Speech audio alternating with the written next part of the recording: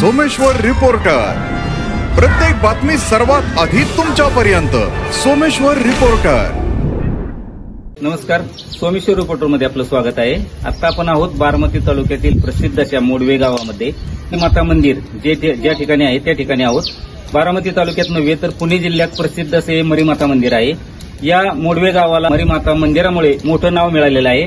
हेच नाव मरीमाता मंदिरामुळे मिळालेलं जरी असलं तरी आता एक नवीन नाव सूरज चव्हाण, बिग बॉस मध्ये एंट्री झालेल्या सूरज चव्हाणाच्या नावामुळे या मोडवे गावाला मोठी प्रसिद्धी अशी मिळालेली आहे. टिकटॉक स्टार सूरज चव्हाणची मराठी बिग बॉस मध्ये एंट्री झाली आणि अनेकांना आश्चर्याचा धक्का बसला. कोणालाही वाटत नव्हतं की या मराठी बिग बॉस मध्ये सूरज चव्हाणची एंट्री होऊ शकते. आई वडिलांचं छत्र हलपल्यामुळे त्याचा सांभाळ तसा बघितलं तर त्याची बहिणी, त्याला 5 बहिणी आहेत, 5 बहिणींनी त्याचा सांभाळ केला. हे जे समोर मरीमातेचं मंदिर दिसतंय यामध्ये तो नैवेद्य खाऊन जगला असं सांगितलं जातं. हे समोरचं जे घर दिसतंय हे आता जे आपण पाहतोय हे समोरचं घर हे सूरज चव्हाणचं घर आहे. बारामती तालुक्यातील मोडवे गावातील अतिशय गरीब कुटुंबातील जन्मलेला हा सूरज याला लिहिता वाचताही देखील येत नाही. टिकटॉक स्टार झाल्यानंतर त्याला काही जे ह्याचे पैसे मिळाले त्यामध्ये देखील त्याची अनेक मित्रांनी फसवणूक केली असं देखील सांगितलं जाते.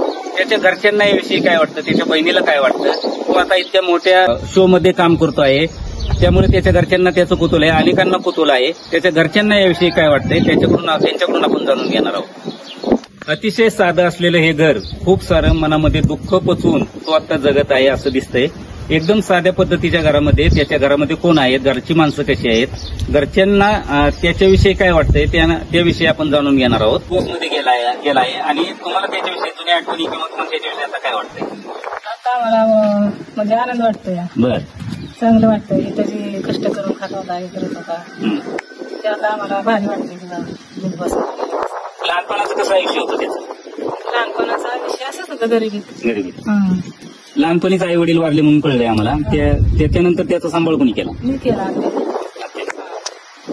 कसं शिक्षण नाही त्याचं, मग इतक्या मोठ्या शो मध्ये गेलाय ते कसं काय गेला? मग शाळेतच जात होता शाळेत, पण त्याला काही येत नव्हतं. काहीच येत नव्हतं. ती आपलं जाऊन ती पास नापास होतं ना तेव्हा, मग ती त्याच्यावरच पास नापास झाला. काय वाटतंय आता एवढ्या मोठ्या शो मध्ये तो जो गेलेला आहे, तो टीव्हीवरती दिसतोय, त्याच्याविषयी काय वाटतंय आपल्याला? त्याच्याविषयी लय आनंद वाटतो, कारण का त्याचं कोणी नाही. आम्ही म्हणजे 2च आहे बहीण भावाचं आणि 5 बहिणी. म्हणजे बादशाह आहे माझा भावाचा मुलगा आहे. आणि 2च माणसं राहिले आम्ही आता 5-6 माणसं आणि 5 बहिणी तर त्या गेल्या आपापल्या घरी नारायला. म्हणजे आता असा अभिमान वाटतोय, लय मोठा अभिमान वाटतो. ज्या माणसाला माणसं जवळ करत नव्हती, कोणी बघत नव्हतं, त्या माणसाला आता सुरज कुठे असं विचारतात. आम्हाला असं कळलं की हे प्रसिद्ध मरीमाता मंदिर आहे, त्यामध्ये तो नैवेद्य खाऊन किती दिवस जगलेला आहे?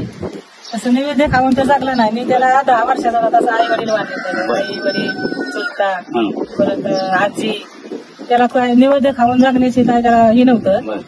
कारण कसं की आम्हीच लहानपणापासून देवीच्या जेव्हा निवड खाऊन जगलोय, तशी कुटुंबच अख्खं सगळं.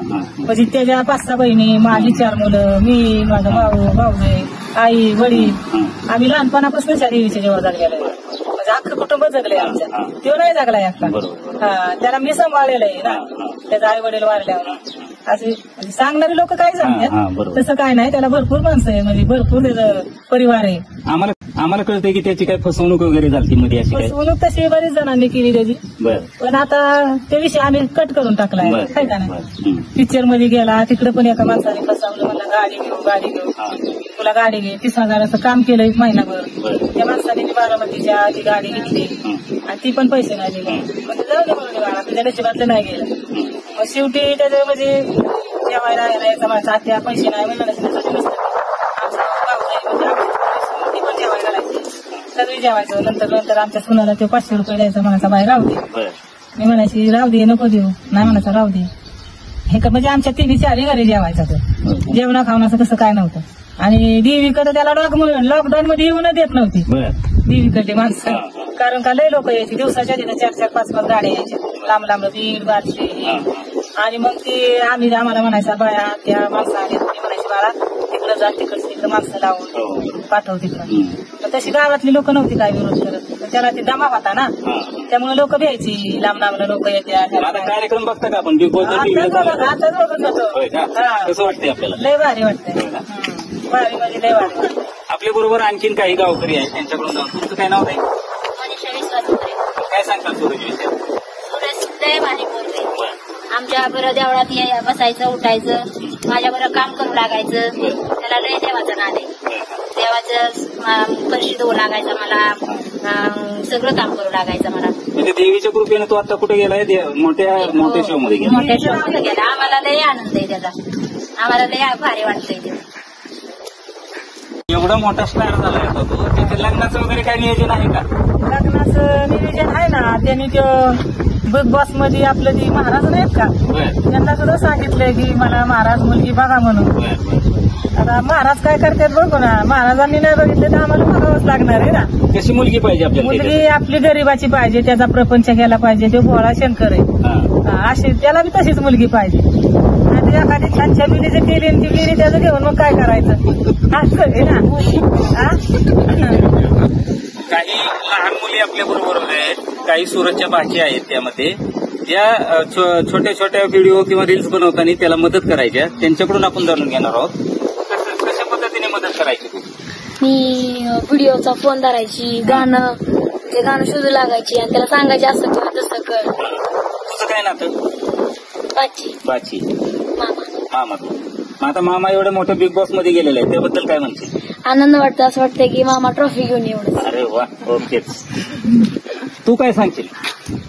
एवढंच की मामाने ट्रॉफी घेऊन यावं जेणेकरून म्हणजे महाराष्ट्राला खूप अभिमान येतो. त्यांनी ट्रॉफी घेऊन यावं. त्याला पब्लिक सपोर्ट खूप मोठा आहे. तू काय बोलशील? मला एवढंच वाटतं की त्याने हे का नाही ट्रॉफीच घेऊन यावी. तू काय बोलशील? मलाही तेच वाटतं की माझ्या मामाने एखादी ट्रॉफीच घेऊन यावी. हीच गाडी आहे ज्यावरती तो रील्स बनवत होता व्हिडिओची आणि ही लहान मुलगी समोरची आहे ती या व्हिडिओ काढताना त्याला मदत करायची. या गाडीवरती त्यांनी बरेच रील्स बनवलेले आहेत.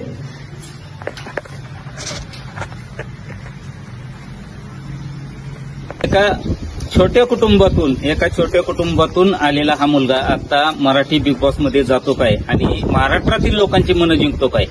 या छोट्या छोट्या मुलींचं असं म्हणणं येत आहे की या सूरजने बिग बॉसची ट्रॉफी त्याच्याबरोबर त्याने घेऊन यावी.